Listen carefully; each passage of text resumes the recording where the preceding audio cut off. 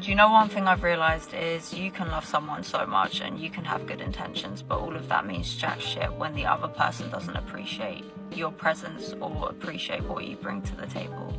You will drive yourself insane trying to get someone to love you when realistically nothing you can ever say or do will convince them to understand your value. You can't tell someone what they're doing wrong and why they're upsetting you because most of the time they genuinely do not care. And you're going to drive yourself insane trying to get them to understand your point of view, but it's a waste of time, it's a waste of energy. You are the perpetrator of your own pain because you are trying to get them to see something that they don't have the mental capacity to even see. You're not just wrong, you're stupid. Now wait just a minute. And you're ugly, just like your mum. Oh, trust me, sister. Chad has the mental capacity to see it. He just doesn't care. He doesn't have to. Chad doesn't care how much you love him or how badly you want him to see your point of view. He's already determined that your value, or lack thereof, isn't worth keeping in his life outside of the occasional rough and tumble with your putrid grease dumpster of remorse. This is fairly common knowledge. Chad isn't the kind of man who's going to settle. He knows his worth and isn't going for second best just because of your fifis. Now, your average dude might think a little differently, but most average men would value those feelings, and if you actually went for men like that, you'd be surprised at the success rate. And that success rate means absolutely nothing to you. Judging from the generalized statements, you wouldn't be caught dead with an average man. But this nonsense rant alone already shows that the idea of getting with an average man would be an insult to your character. I say it would be an insult because when it comes to your character, it's just about the same as your market value. And until you make the definite decision to move on and to put yourself first, regardless of how you feel towards them, then that's the only time your life will change. Your life will just stay the same because you are clearly not respecting yourself. So how can you expect other people to respect you? Wow, that's fantastic work, man. You have the wisdom of a 6,000 or 7,000-year-old man. That's fantastic. We don't have to fill up the whole blackboard after all. I don't see how you can be a strong and independent boss bae yas queen who don't need no man and simultaneously have zero respect for yourself. The truth is, you're neither. You're not strong, you're clearly dependent on the external validation from Mr. Tyrone's wild ride, and you can't even respect yourself enough to take accountability for your life choices without blaming the man for the mess you clearly made. And I personally think that the biggest problem is that you focus entirely too much on yourself, lady. Modern women are some of the most self-absorbed creatures on the face of the planet. They're so full of themselves that even the cats they own are taking some notes. All we have to do is listen to the drivel. Nothing is ever your fault. Your problem is that you just love too much, and it's the rest of the planet that's against you when the reality is the planet couldn't give two craps about you or your problems. It's your life, it's your problem. And you'll talk about working on yourself and loving yourself, but at the end of the day, it's the job of everybody else to fix you. Well, guess what, sister? You can't fix something that you insist on constantly breaking. It's so sad because your true essence is love and the inner child in you is wanting to be desired and wanting to be adored by this person. But they are not going to do that. And that's why you have to nurture the inner child within you and be there for yourself, because if you're not there for yourself, you're going to lose yourself. You have the ability to give yourself whatever you need. You have the ability within you to feel whatever emotion that you want to feel. You want to be desired, but why don't you desire yourself? You want to feel love, but why don't you love yourself?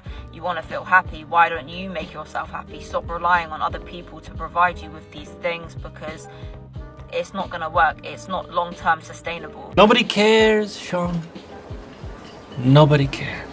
Woman, I don't think your inner child is the problem here. The problem is that you are a child. You never grew up. You're whining, you're pouting, and acting completely helpless, and like a child, you talk a big game, but we all know the second you realize what you're proposing actually takes some work, you'll break down and look for someone who's quote-unquote fully healed to fix you. You don't know any other way. This is why you're constantly finding yourself in this mess. Like a child, you refuse to keep your room clean and insist on keeping everything a mess, but telling everybody that the room is clean. Now, as a man, I might not be the tidiest guy on the block, but at least I will admit when my place is a mess, and actually from time to time, I'll take a moment to put in some effort and clean the damn mess up. And I'll also take steps from keeping it to get out of hand. But you spent your best years doing the exact opposite, and now your life looks like a suburban house the morning after a massive kegger, and there is no way you'll be able to clean that disaster up before your parents find out. This is just so shocking. I mean, I must just be so monumentally naive. You are. I've never made a video like this, but I'm sure that a lot of people can relate. It is so hard sometimes watching so many of your friends fall in love and find their person and get pregnant, especially as I'm moving into my 30s. I feel like I'm watching everybody else live out their dream and wondering when my dream is going to happen for me. And a lot of the times people say things like, well, you have to have a full life. A partner's not going to give you that. And I do have a very full life.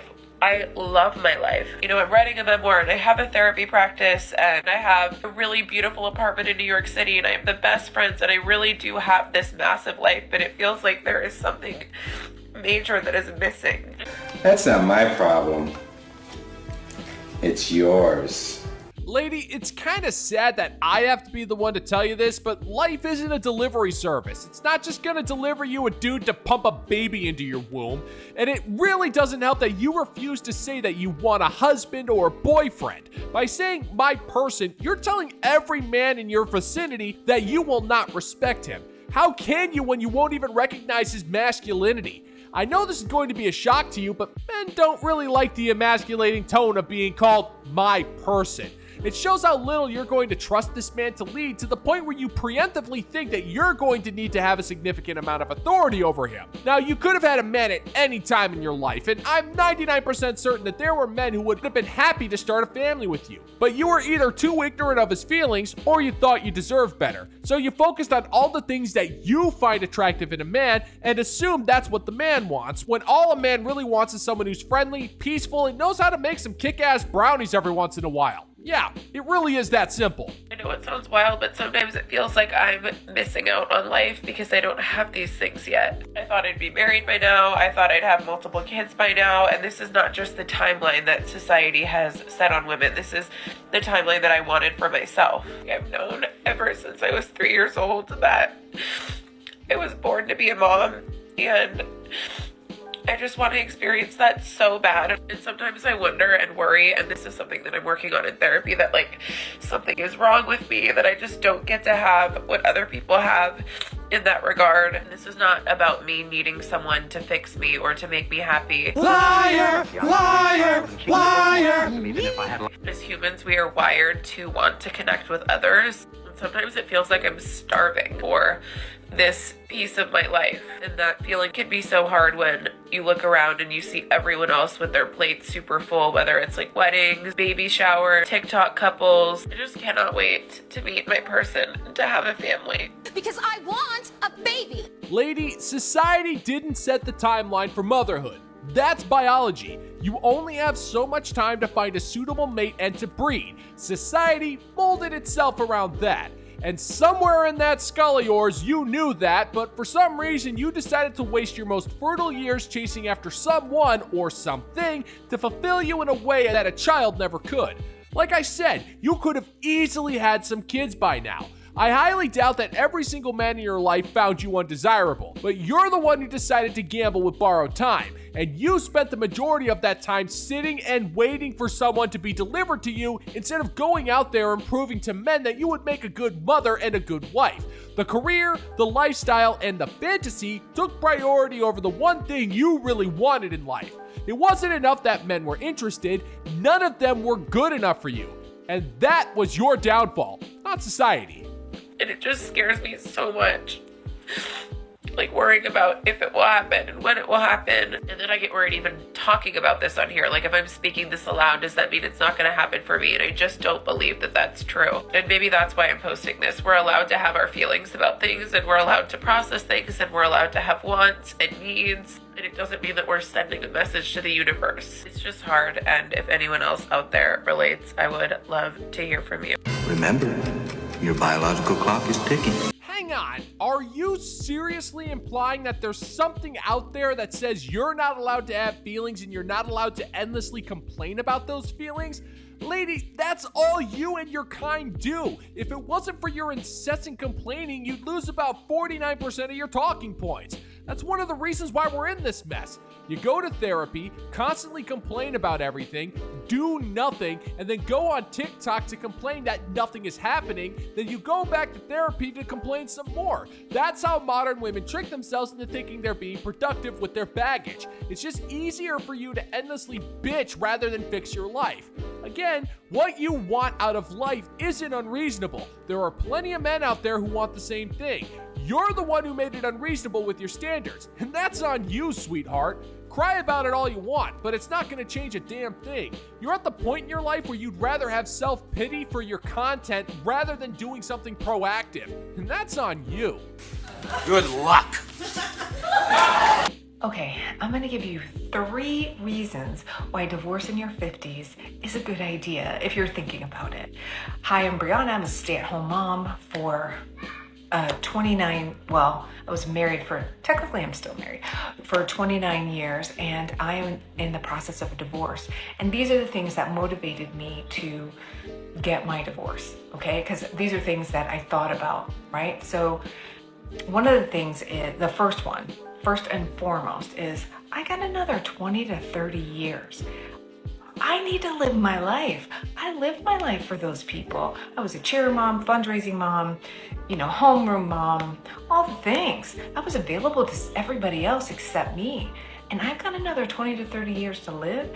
So how about I find out more about me? You're boring! You're fucking dull! You have nothing to say! You are a one-hived mind twat waffle! Okay, so in other words, your kids are grown up, so you no longer have any use for your husband. I gotcha. I mean, I can't think of any other logical reason why you'd actually do something so stupid. You think you have more time than you think, but let me be honest, the best that you have is 12 years. 15 tops. And here's why. You're old, and you're cutting off every single means of support. It'll seem like fun for a while. You'll be out there finally getting around to figuring out who you are, whatever the hell that means, but it won't take too long for you to notice how little it takes for you to start getting tired. You won't be able to move around as much as you used to. Arthritis will make it difficult to work, and after a while, you won't be able to move around at all. And when that happens, you'll have nobody to support you. You'll have no choice but to just sit around and do nothing because you won't have anyone to talk to or take care of you. And what are you going to do when you find yourself alone and you eventually break your hip? Yeah, you didn't think that far ahead, did you? Of course not. As always, you let emotional impulsivity and complete disregard for human respect get in the way of logical decision making. The second thing is my kids are gone. God bless them. I parent by phone now. I love it. Oh my God, do I love it. And those people can take care of themselves. God bless them. But I got to learn how to take care of me. I'm really good at taking care of somebody else, but I haven't been the best about taking care of me. I'm healthy and that, but I didn't know what my really needs and wants and how to let go of a lot of the commitments that I kept myself numb with. I don't know if that's you. But the third thing is, we still have dreams. I still have dreams. You have dreams that maybe you haven't realized yet. And for me, I couldn't do them with my, soon-to-be ex-husband. I have dreams. I need to fulfill my dreams. It's what my destiny is this lifetime. I had a good run. 29 years, 33 years with somebody is a really long time. And I've done that. Now I can move on to really be the most selfish, self-centered person that, and by that I mean, think about me, do activities that I think are fun, making sure that I'm getting my needs met because I just pushed them down for so long. Hey, lady, there aren't a whole lot of things in life that require you to be divorced in order to accomplish, so just say it. You want to pork other guys without the hassle of an affair. You want to ride that carousel and still get alimony checks, and you want to live a life of reckless irresponsibility before you croak. We all know that's what you want. You don't have any dreams, and you couldn't care less about discovering who you are. It's talk like this that makes it obvious that you never cared about this man that you married. We had a good run, you say, but who in the hell talks like that? Lady, that's the kind of stuff you're supposed to say on your deathbed. Till death do us part, that stupid technical part of the vow that you swore. Not when destroying a marriage as soon as your kids are paying their own way. You've pretty much made it clear. You are using the kids as the ultimate excuse for why you stayed around. Your husband's money was good enough back when your kids couldn't pay for their own food, but now that they're all grown up, you can go have your fun at the expense of all the people who ever cared about you. So I'd love you to join me with what are you going to do? If you are thinking about divorce, how are you going to do it? How are you going to live your life the next 20 to 30 years, possibly? If you're in your 50s, I mean, I'm guessing we'll live till 80. So how are you going to do that? Don't skimp out on yourself. Don't minimize who you are. You're an amazing, beautiful human being that needs enrichment and life. So how are you going to do that? How are you going to do that? Let me know in the comments. I moved to another country. Like I said, parent by phone. Let me tell you, parenting by phone, mwah, chef's kiss. Anyway, I love my children, but parenting by phone is the best. Anyway, what are you going to do with your divorce? What are you going to do? I want to know. Leave it in the comments. I want, me, mine, now. Allow me to answer those stupid questions for you, woman. That's none of your damn business, and you'd be best to keep your nose out of other people's affairs. You're sitting there and encouraging other women to divorce their husbands long after they've gone stale, and for what reason? Damned if I know. You haven't made a single good point in that rambling nonsense you insist on spewing out. It's amazing how you can be focusing on such vague concepts, not citing anything concrete, and still think that what you're doing is a brave idea.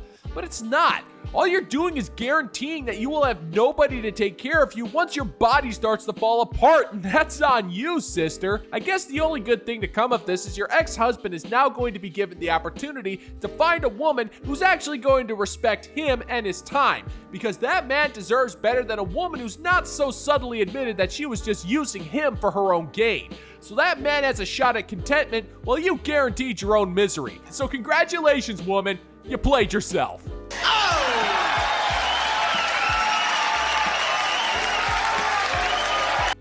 And that is going to do it for today's video, gentlemen and gents. And as always, if you find that my particular brand of comedy is bringing you to the brink of laughter, then why don't you scroll on down and click that like and subscribe button. Ring the notification bell, leave a couple of comments, make sure to share this video so we can give the good old-fashioned middle finger to the YouTube algorithm. Thank you so much for checking out the new video, and until next time, peace out, homies.